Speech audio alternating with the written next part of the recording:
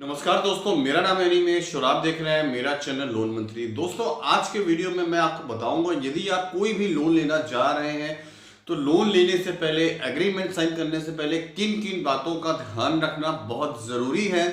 और वो जो मैं आपको पॉइंट्स बताऊंगा एकदम सटीक हो गई। यदि आपने वो पॉइंट्स को ध्यान रखा तो यकीन मानिए वो कोई भी लोन हो, पर्सनल लोन से लेके होम लोन या कार लोन तक हो, तो आपको उसकी कोई भी प्रॉब्लम आगे चल के नहीं होगी। तो दोस्तों, आपसे रिक्वेस्ट है कि प्लीज अगर चैनल पे नए आए हैं तो उसको सब्सक्राइब जरूर कर लीजिएगा और वीडियो पसंद आता है तो उसको लाइक करिएगा। तो चलिए दोस्तों, शुरू करते हैं आज का वीडियो।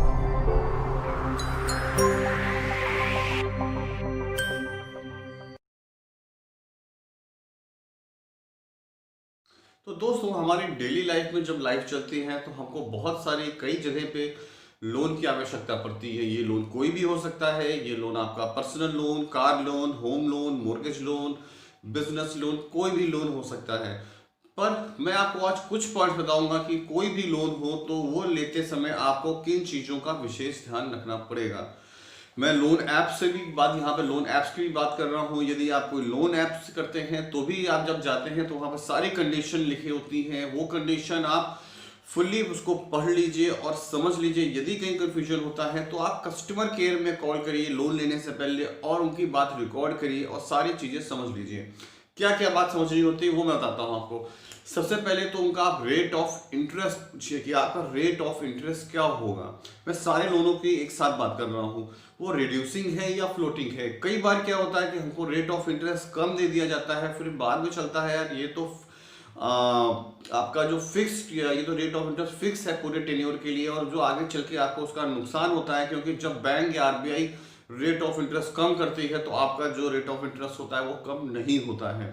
तो इस चीज का बहुत ध्यान रखिए। फिर आप पूरा थोरोली पढ़िए कि अगर हमारा रेट ऑफ इंटरेस्ट फिक्स है या फ्लोटिंग है तो उसमें कितना फर्क पड़ेगा। टेन्योर, सबसे सेकंड चीज आती है टेन्योर। लोन की अवधि आप कितनी चूज कर रहे हो। लोन की अवधि, कई लोग कहते हैं यार अगर होम लोन है या बिजनेस लोन है या सॉरी यहाँ पे मॉर्गेज लोन है तो आप 20 साल दे दो, 25 साल दे दो।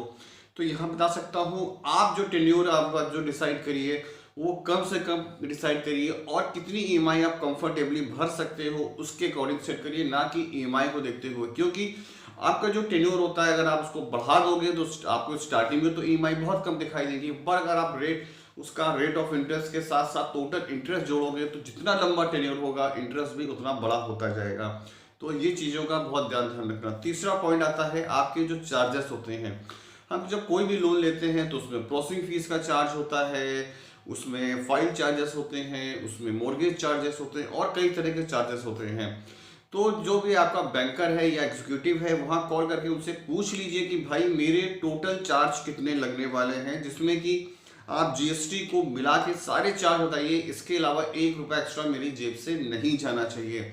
होता क्या है कि हम स्टार्टिंग में हमको कस्टमर केयर बोल देता है भाई प्रोसेसिंग फीस के आपके 5,000 लगेंगे, परंतु जब हम प्रोसेस कर देते हैं, दे देते हैं, सारा प्रोसेस कर देते हैं तो अंत में लगता है कि भाई इसमें तो 18% जीएसटी भी लग रहा है। फिर कहता है सर आपके जो लीगल डॉक्यूमेंट हैं उसके चार्ज अलग रहेंगे। तो उसमें बहुत सारे हिडन चार्जेस आ जाते हैं। तो उस चीज़ का आप विशेष ध्यान रखिए।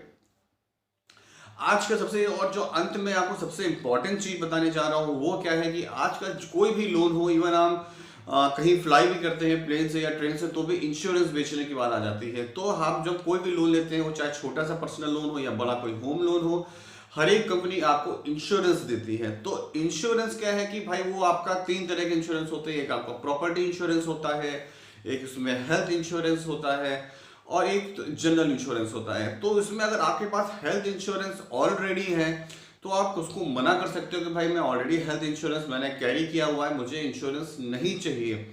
होता क्या है कि जब आपका सारा पैसा दे देते हो, सारा आपका लोन प्रोसेस हो जाता है, सेंक्शन हो जाता है, फिर अंत में आप बोलते हो कि भाई मुझे ये लोन नहीं, इंश्योरेंस नहीं चाहिए। तो ये बैंक वालों को भी इंश्योरेंस में टारगेट होता है, फिर वो आपको मना कर देते हैं नहीं भाई इंश्योरेंस तो आपको लेना पड़ेगा, अदरवाइज आपका लोन नहीं हो पाएगा। तो कौन सा इंश्योरेंस रहेगा, कितने साल के लिए रहेगा, कितना प्रीमियम होगा, ये वन टाइम होगा कि कितना होगा, ये आप लोन जो फाइल लॉगिन है या लोन जब आप स्टार्ट करते हो कोई भी, उसके पहले सारे डिटेल ले लो। और एक बात बोलना चाहूंगा, यदि आप इंश्योरेंस चूज करते हो तो कोशिश करिएगा कि जो भी प्रीमियम हो वो आप उनको बोलो हम वन टाइम पेमेंट करेंगे, वो हम लोन अमाउंट में ऐड मत करिए। होता क्या है, यदि आपने 50,000 का इंश्योरेंस तीनों मिला के ले लिया और तो बैंक आपका पे कर देती है, पर यकीन मानिए जो रेट ऑफ इंटरेस्ट जो आपके होम लोन में लग रहा होता है वो आपके प्रीमियम अमाउंट में भी लग रहा होता है। तो जो 50,000 का जो प्रीमियम होता है वो 10 साल में जाके आपको 1 लाख जैसा पड़ता है, तो काफ़ी ज़्यादा यहाँ पे नुकसान होता है। तो लोन आपको मैंने कुछ बातें बताई, तो लोन लेते समय जिन चीज़ों का बहुत ध्यान रखिएगा। और मैं फिर बोलता हूँ, कभी भी आप लोन के लिए आप संपर्क करते हैं तो डायरेक्ट बैंक को, इंस्टीट्यूशन को या कोई ऐप से ले रहे हैं तो उनको डायरेक्ट कांटेक्ट करिए। बीच में कई बार आते हैं हमारे, आप यूट्यूब में देखेंगे तो डायरेक्ट कि आप लोन चाहिए तो यहाँ मैसेज करो, कॉल करो, तो सब एजेंट्स होते हैं, उनसे दूरी बनाए रखिए, अदरवाइज में आपको काफ़ी ज़्यादा नुकसान हो सकता है। और एट लास्ट सबसे इंपॉर्टेंट बात, यदि आप लोन के प्रोसेस में यदि आपसे कोई फीस मांगता है, कमीशन मांगता है, तो उसके तुरंत कंप्लेन करिए, कोई भी फीस देने की ज़रूरत नहीं है। और यदि आपके सिविल में कोई प्रॉब्लम है, कोई कुछ है, उसके बदले में मांगता है भाई हम लोन कर देंगे तो आप पैसा दे दो, तो ऐसा कुछ भी नहीं होता है बैंक की पॉलिसी में। आप जाके आपके बैंक में, आपके सिविल में जो भी इश्यू है वो जाके आप बैंकर को बता सकते हैं। तो गाइज मैंने कुछ पॉइंट्स बता दिए हैं जो लोन लेते समय आपको ध्यान रखना चाहिए।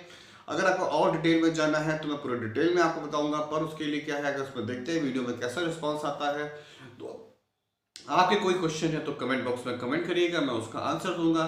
तो दोस्तों नेक्स्ट वीडियो में जब जल्दी मिलेंगे आपके साथ, तब तक नमस्कार, जय हिंद, वंदे मातरम।